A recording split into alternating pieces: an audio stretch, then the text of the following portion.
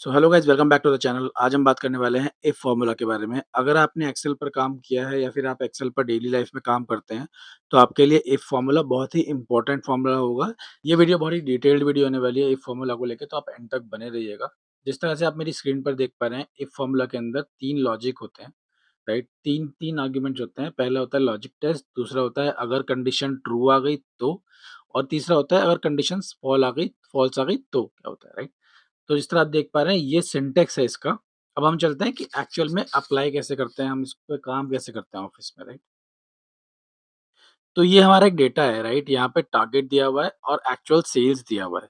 तो यहाँ पे हमें बेसिकली करना क्या है कि जिसका टारगेट मीट हो गया, उसके लिए आगे लिखना है हिट, और जिसका मिस हो गया, जिसका टारगेट नहीं हुआ, उसके आगे हम लिखेंगे मिस्ड। बहुत सिंपल है, राइट। तो हम क्या करते हैं, जिस तरह से मैंने आपको सिंटेक्स बताया था, आप लिखते हैं इफ, जैसे फॉर्मूला स्टार्ट होता है यहाँ पर। अब आप देखेंगे ये जो आर्ग्यूमेंट है ना, एक्चुअल सेल्स, ये या तो ज़्यादा होना चाहिए टारगेट से, या इक्वल टू होना चाहिए। जब ये होगा, ये हमारा हो गया logical test, right. Logical test क्या है कि D6 जो है, वो या तो C2 या तो C6 से बड़ा हो या C6 के इक्वल हो, राइट। अगर ऐसा होता है, तो आप यहाँ पर प्रिंट कराएँगे HIT, हिट, राइट। अगर ऐसा नहीं होता है, तो आप प्रिंट कराएँगे मिस्ड, ओके। अगर आपका टारगेट मीट होता है, आपका जो टारगेट है वो आपके मीट होता है, अगर आपका सेल्स जो है वो आपके टारगेट से ज़्यादा या इक्वल टू है, तो हिट आएगा, अदरवाइज़ मिस्ड आएगा। तो ये बहुत सिंपल एक्सप्लेनेशन है इसकी। अगर आप यहाँ पे देखेंगे तो ये हिट हो गया। इसी तरह से ड्रैग करेंगे, तो जिनका टारगेट मीट हो रहा होगा, उनके आगे लिखा हुआ आएगा हिट, अदरवाइज़ लिखा हुआ आएगा मिस्ड, राइट। तो ये है एक सिंगल आर्गुमेंट का ये है आपका सिंगल आर्गुमेंट इफ। इसमें सीधा-सीधा आपका जो टारगेट मीट हुआ है, उसके आगे हमने एक्स लिख दिया, अगर नहीं हुआ है तो वाई लिख दिया। बहुत सिंपल है, राइट। इस तरह से आप देख भी पा रहे होंगे फॉर्मूला। अब हम जाते हैं नेक्स्ट लेवल पे, कि अगर मान लीजिए मेरा जो टारगेट है वो मीट हो रहा है, या मेरी एक्स चीज़ मीट हो रही है, तो मैं यहाँ पर ये प्रिंट करना चाहता हूँ। अगर नहीं हो रही है तो कुछ और प्रिंट कराना चाहता हूँ। तो जिस तरह से आप देख पाएँगे, इस वाला टेबल में हमारा टारगेट दिया हुआ है और एक्चुअल सेल्स दिया हुआ है।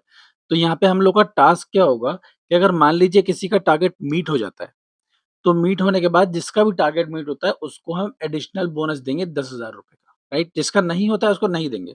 तो ये हम इफ से कैसे करेंगे? मैं आपको फॉर विद एग्जांपल दे रहा हूँ, जिससे कि आपके लिए बहुत ईज़ियर रहेगा, राइट? तो आप क्या करेंगे, यहाँ पे जाएँगे, इफ लिखेंगे, जो सिंटैक्स होता है हमारा। लॉजिकल टेस्ट क्या है हमारा, D6 जो है वो ये आपका ग्रेटर देन या इक्वल टू होना चाहिए इसके। आपका टारगेट या तो मीट होगा, मतलब ज़्यादा हो, मतलब आपका जो सेल्स नंबर होगा या तो वो ज़्यादा हो जाएगा टारगेट से, या इक्वल टू हो जाएगा, राइट? यहाँ पर जाएँगे आप। अगर ऐसा होता है, तो आप करेंगे यहाँ पे 10,000 वन्स, टेन्स, 100, 1000, 10,000 कॉपी। अगर ऐसा नहीं होता है, मान लीजिए टारगेट मीट नहीं होता है, तो आप उसे कोई बोनस नहीं देंगे, आप एंटर करेंगे। इस तरह से हम यहाँ पे कर पाएँगे। इसमें एक चीज़ का ध्यान रखिएगा, जब भी आप नंबर लिखते हैं, तब आप इन्वर्टेड कॉमास नहीं लगाते हैं, राइट?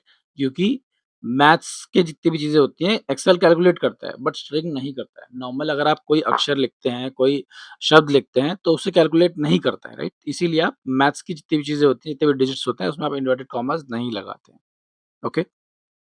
तो क्या होगा यहाँ पे, आपके जिनके भी टारगेट मीट हुए होंगे, राइट? इनके भी टारगेट मीट हुए हैं, जैसे आप देखेंगे यहाँ पे इनका टारगेट था 1.8 लाख, पर इन्होंने सेल्स किया है 2.1 लाख, राइट? तो यहाँ पर इनको बोनस मिला है। सेम अगर इनका टारगेट मीट हुआ है, यहाँ पे इनको बोनस मिला है। यहाँ पर मीट नहीं हुआ है, तो यहाँ पे बोनस नहीं मिला है। तो इस तरह से आपका इफ काम करता है कि आपकी जो भी कंडीशन है, अगर वो मीट कर रही है, तो आप वहाँ पे एक्स प्रिंट करा सकते हैं, अगर नहीं कर रही है तो वाई प्रिंट करा सकते हैं। राइट?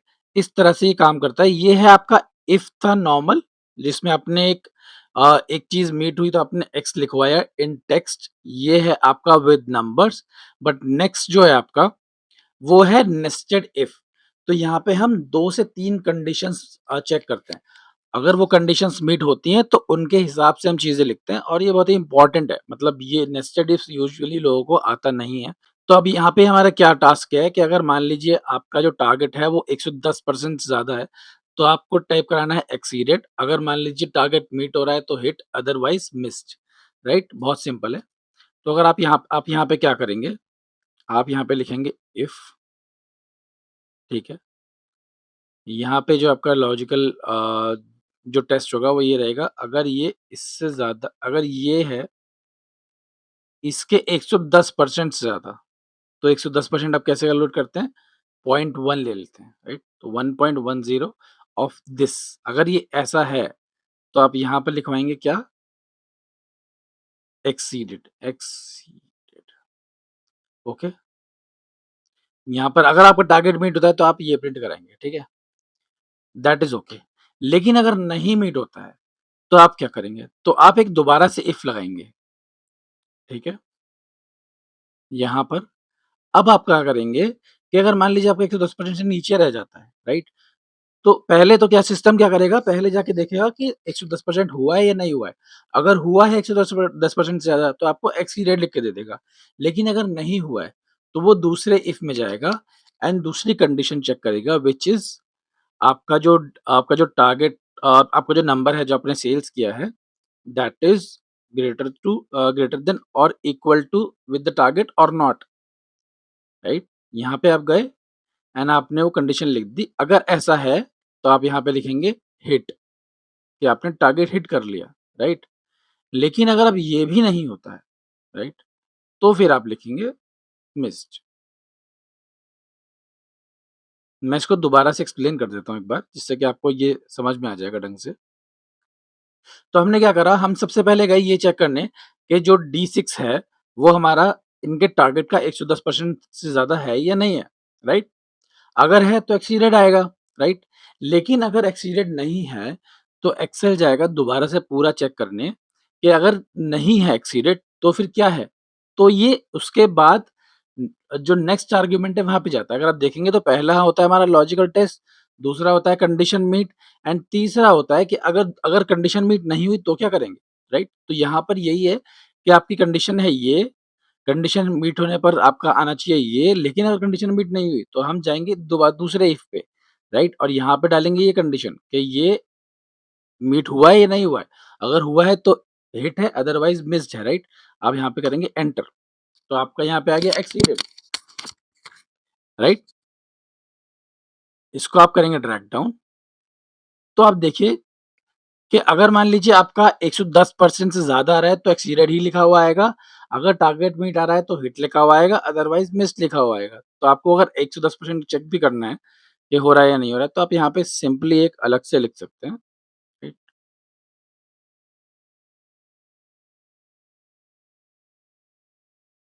तो जिन-जिन में एक्सीडेड आ रहा है, देखिए ये वाले नंबर से ज़्यादा ही उनका बिज़नेस होगा। तो अगर आप देखेंगे, यहाँ पे एक्सीडेड आ रहा है, तो यहाँ पे 1.98 से ज़्यादा होना चाहिए, 2.10 है। यहाँ पे 2.09 से ज़्यादा होना चाहिए, यहाँ पे 2.15 है। और यहाँ पे 2 ही जगह पे एक्सीडेड है, उसके बाद अगर आप देखेंगे मिस्ड तो टारगेट से कम यहाँ बिज़नेस हुआ है, राइट? यहाँ पे भी टारगेट से कम बिज़नेस हुआ है और हिट में क्या होगा आपका? हिट में आपका टारगेट से ज़्यादा होगा, तो यहाँ पे 2 लाख ज़्यादा होगा या इक्वल टू होगा? तो यहाँ पे 2 लाख है, यहाँ पे 1.75 का 1.92 है, राइट? यहाँ पे 1.85 का 1.98 है, राइट? तो इस तरह से आपका इफ और नेस्टेड इफ काम करता है। ये बहुत ही एक इम्पोर्टेंट फ़ॉर्मूला है। अगर आप वीडियो में यहाँ तक आ गए हैं, तो आप वीडियो को लाइक ज़रूर कीजिएगा, अपना फीडबैक ज़रूर शेयर कीजिएगा बिकॉज़ आपका फीडबैक बहुत ही मोटिवेशन देता है, बहुत ही इंस्पिरेशन देता है और नेक्स्ट टॉपिक आपको क्या चाहिए, आप वो भी ज़रूर लिखिएगा।